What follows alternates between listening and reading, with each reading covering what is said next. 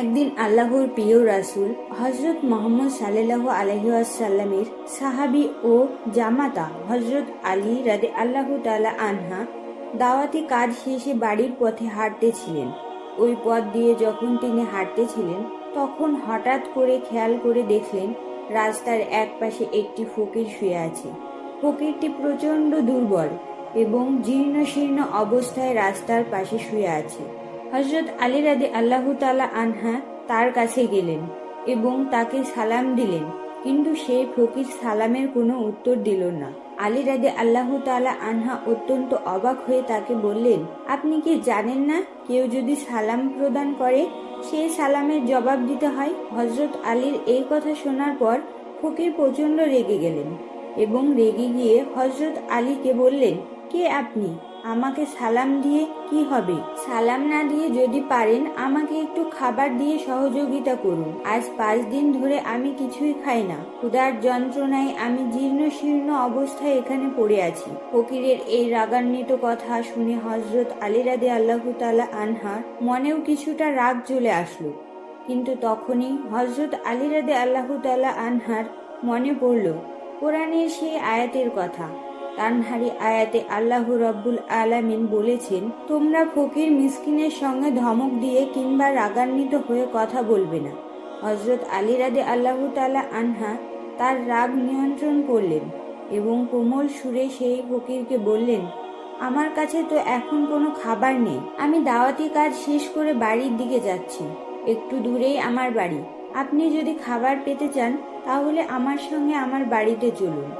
আমার বাড়িতে গেলে হয়তোবা আমি আপনাকে কিছু খাবার দিতে পারবো। ফকির বলল, আমি প্রচণ্ড দুর্বল। ক্ষুধার যন্ত্রণা আমাকে এতটাই কাবু করেছে যে আমি উঠে দাঁড়াতেও পারছি না। আমি কিভাবে আপনার সঙ্গে আপনার বাড়ি পর্যন্ত হেঁটে যাব?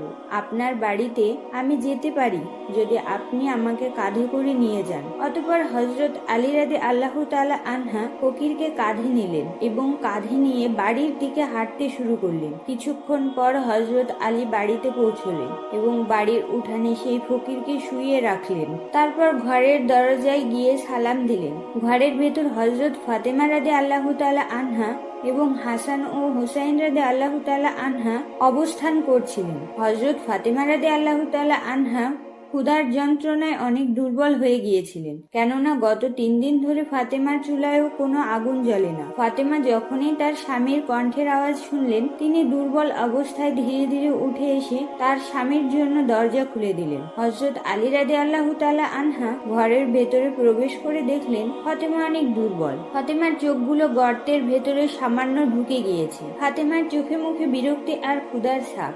হযরত আলী রাদিয়াল্লাহু তাআলা আনহা জিজ্ঞাসা করলেন, ফাতেমা কি হয়েছে? ফাতেমা রাদিয়াল্লাহু তাআলা আনহা বললেন, আজ কয়েকদিন আগে আপনি দাওয়াতের কাজে চলে গিয়েছেন। গত 3 দিন ধরে আমাদের ঘরে কোনো খাবার নেই। বাচ্চা দুটো অনাহারে আছে, তারা ক্ষুধার যন্ত্রণায় কাতরাচ্ছে। ফাতেমার এই কথা শোনার পর হযরত আলী রাদিয়াল্লাহু তাআলা আনহার মাথার উপর যেন আসমান ভেঙে পড়ল। হযরত আলী রাদিয়াল্লাহু তাআলা আনহা বললেন, আমি রাস্তা থেকে একজন ক্ষুধার্ত ফকিরকে সঙ্গে করে নিয়ে এসেছি এবং তাকে এই আশ্বাস দিয়েছি যে আমার বাড়িতে আসলে আমি তাকে খাবার দিতে পারবো। এখন তো ঘরে কোনো প্রকার খাবার নেই, আমি সেই ফকিরকে কোথা থেকে খাবার দেব? হযরত আলী রাদিয়াল্লাহু তাআলা আনহা আর দেরি করলেন না। তিনি জায়নামাজ বিছিয়ে 4 রাকাত সালাতুল হাজাত আদায় করে নিলেন। অতঃপর আলী রাদিয়াল্লাহু তাআলা আনহা আল্লাহর দরবারে বললেন, তুমি তো রহমান, তুমি তো রাহিম, তুমি তো মেহেরবান, তুমি চাইলে সবই সম্ভব। একজন ফকিরকে আমি মেহমান করে বাড়িতে নিয়ে এসেছি। এখন যদি তাকে খাবার দিতে না পারি তাহলে তার সামনে আমি লজ্জিত হব। ইয়া রাব্বুল আলামিন, তুমি আমার সম্মান রক্ষা করো, আমাকে সাহায্য করো। আমি আমার ক্ষুধার্ত স্ত্রীর জন্য খাবার চাই না, আমার ক্ষুধার্ত সন্তানদের জন্য খাবার চাই না। আমি শুধু সেই ফকিরকে দেবার জন্য তোমার দরবারে খাবার চাই। তুমি দয়া করে আমাকে সাহায্য করো, তোমার রহম দিয়ে আমাকে পরিপূর্ণ করো। হযরত আলী রাদিয়াল্লাহু তাআলা আনহার এই দোয়া আল্লাহ রাব্বুল আলামিনের আরশে পৌঁছে গেল। সঙ্গে সঙ্গে আল্লাহ রাব্বুল আলামিন জান্নাত থেকে এক টোপলা খাবার পাঠালেন। একজন অদৃশ্য ফেরেশতা এসে হযরত আলী রাদিয়াল্লাহু তাআলা আনহার সামনে জান্নাতি খাবারে সেই টোপলা রাখলেন। অতঃপর আলী রাদিয়াল্লাহু তাআলা আনহা মোনাজাত শেষ করে যখন খাবারের টোপলা দেখলেন তিনি আল্লাহ রব্বুল আলামিনের দরবারে শুকরিয়া আদায় করলেন। মা ফাতেমার ঘরে জান্নাতি খাবারের টোপলা, চতুর্দিক থেকে যেন জান্নাতি ঘ্রাণ বের হচ্ছে। পাশের কক্ষ থেকে হযরত হাসান এবং হোসাইন রাদিয়াল্লাহু তাআলা আনহা এক দৌড়ে এসে হযরত আলীকে জড়িয়ে ধরলেন। হযরত হাসান বলতে লাগলেন, আব্বাজান, গত 3 দিন ধরে আমরা কিছুই খাইনি। হযরত হোসাইন রাদিয়াল্লাহু তাআলা আনহা হাসানকে বললেন, ভাই, আমার কাছে মায়ের চেয়ে আমার বাবাই অনেক ভালো, কেননা গত 3 দিন ধরে মায়ের কাছে কতবার খাবার চাইলাম, মা একবারও আমাদেরকে একটুও খাবার দিল না। আর দেখো না বাবা আমাদের জন্য কত খাবার নিয়ে এসেছে। হোসাইনের এই কথা শুনে মা ফাতেমা রাদিয়াল্লাহু তাআলা আনহা মুস্কে হাসলেন। হযরত আলী রাদিয়াল্লাহু তাআলা আনহা সকলের উদ্দেশ্যে বললেন, এই খাবার তোমাদের জন্য না, বাহিরে একজন ফকির অপেক্ষা করছে এবং আমি তাকে খাবার দেব বলে আল্লাহ রব্বুল আলামিনের কাছে থেকে খাবার চেয়ে নিয়ে এসেছি। হযরত আলীর এমন কথার পর হোসাইন রাদিয়াল্লাহু তাআলা আনহা হযরত আলীর 2টি পা জড়িয়ে ধরলেন এবং চিৎকার করে কাঁদতে কাঁদতে বলতে লাগলেন, আব্বাজান, আমরা 3 দিন ধরে প্রচন্ড ক্ষুধার্ত এবং তৃষ্ণার্ত, আপনি আমাদেরকে খাবার দিন, আমরা খেয়ে আমাদের ক্ষুধা নিবারণ করি। হযরত আলী রাদিয়াল্লাহু তাআলা আনহা অনেক বড় একটি পরীক্ষার সম্মুখীন হলেন। একদিকে তার স্ত্রী এবং সন্তান অনাহারে, অন্যদিকে সেই ভিক্ষুকও অনাহারে আছেন এবং ভিক্ষুককে কথা দিয়ে বাড়িতে নিয়ে এসেছেন। হযরত আলী রাদিয়াল্লাহু তাআলা আনহা এই সামান্য খাবারটুকু এখন কাকে দেবেন? হযরত আলী রাদিয়াল্লাহু তাআলা আনহা 2 দিকের কথা চিন্তা করে পাথরের মূর্তির মতো দাঁড়িয়ে আছেন। এমন সময় হযরত আলী মনে পড়ল, আল্লাহ রাব্বুল আলামিন কুরআনুল কারিমে বলেছেন, নিশ্চয়ই সম্পদ এবং সন্তান হবে ফিতনার মূল কারণ। পবিত্র কোরআনের এই আয়াত মনে পড়ার পর হযরত আলী সিদ্ধান্ত নিলেন এই খাবারের একমাত্র হকদার ফকির, অতঃপর সেই ফকিরকেই এই খাবার দিতে হবে। হযরত আলী এবার বাম হাত দিয়ে হোসাইনকে এক ঝটকায় দূরে ফেলে দিলেন। তারপর ঘর থেকে বের হলেন ভিক্ষুককে খাবার দেওয়ার জন্য। হযরত আলী ঘর থেকে যখনই বের হলেন, তিনি এক অবাক দৃশ্য দেখলেন। তিনি দেখলেন ভিক্ষুক দাঁড়িয়ে দাঁড়িয়ে মুস্কি হাসছে। যে ভিক্ষুক রাস্তার পাশে জীর্ণ শীর্ণ অবস্থায় পড়েছিলেন, তাকে কাঁধে করে বাড়িতে নিয়ে আসতে হয়েছে, সেই ভিক্ষুক এখন উঠে দাঁড়িয়েছে এবং আলীর দিকে তাকিয়ে মুস্কি মুস্কি হাসছে। হযরত আলী রাদিয়াল্লাহু তাআলা আনহা কিছু বলার আগেই ভিক্ষুক বলল, ওয়ালাইকুম আসসালাম। হযরত আলী রাদিয়াল্লাহু তাআলা আনহা বললেন, কে আপনি? একটু আগে তো আপনি রাস্তায় জীর্ণশীর্ণ অবস্থায় পড়েছিলেন, আপনি এতটাই দুর্বল ছিলেন যে আপনাকে কাঁধে করে আমি এখানে নিয়ে এসেছি, আর এখন আপনি উঠে দাঁড়িয়েছেন এবং মুস্কে হাসছেন। আর আপনাকে সালাম দিয়েছিলাম কবে? সেই সালামের জবাব আপনি এখন দিলেন? সেই ফকির বললেন, হে হযরত আলী, আমি আর কেউ নই, আমি আল্লাহ রাব্বুল আলামিনের রহমতের ফেরেশতা। আমি আপনাকে পরীক্ষা করার জন্য এত কিছু করেছি।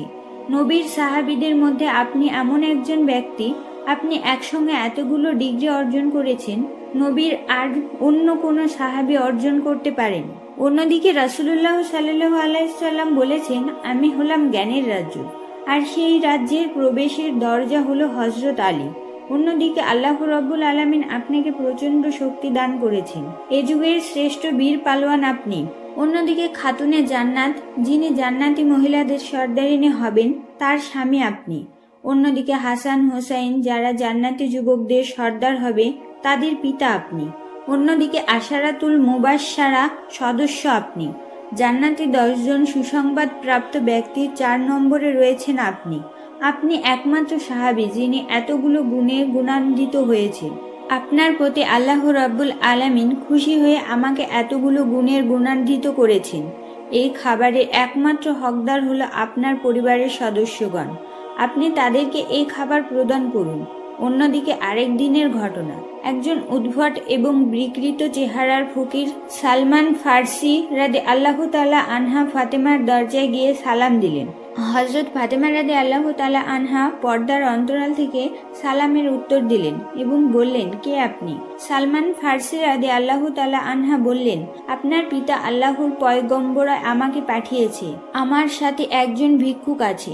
এই ভিক্ষুক আপনার পিতার কাছে গিয়েছিল, কিন্তু আপনার পিতার কাছে কিছুই নেই ভিক্ষা দেবার মতো, এজন্য এই ভিক্ষুককে আপনার বাড়িতে পাঠিয়েছেন এবং আপনার পিতা বলেছেন আপনি যেন এই ভিক্ষুককে কিছু দিয়ে সাহায্য করেন।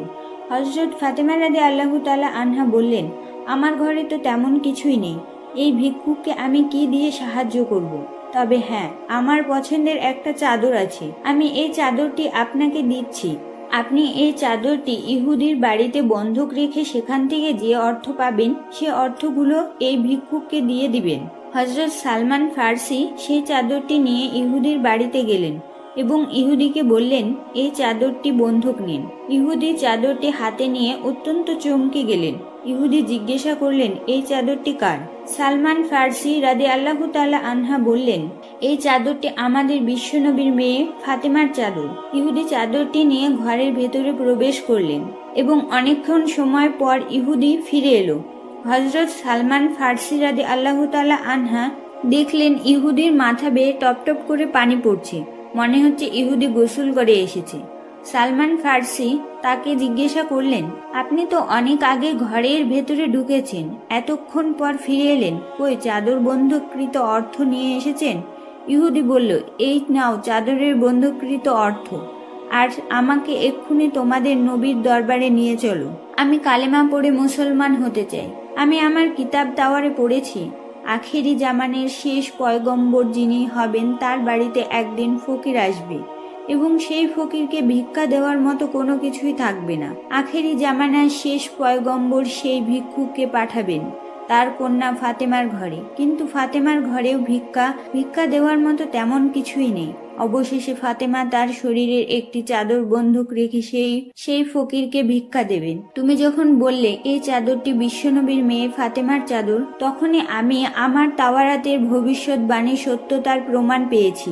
তোমরা যাকে নবী বলে মানো, এই নবী আখেরি জামানের শেষ নবী। তার সম্পর্কে তাওয়ারে যতগুলো ভবিষ্যৎবাণী ছিল সকল ভবিষ্যৎবাণীর সত্যতা আমি ইতিপূর্বেই পেয়েছি। শুধু এই একটি সত্যতার অপেক্ষায় আমি ছিলাম। আমি আর দেরি করতে চাই না, আমাকে এক্ষুনি তোমাদের নবীর দরবারে নিয়ে চলো।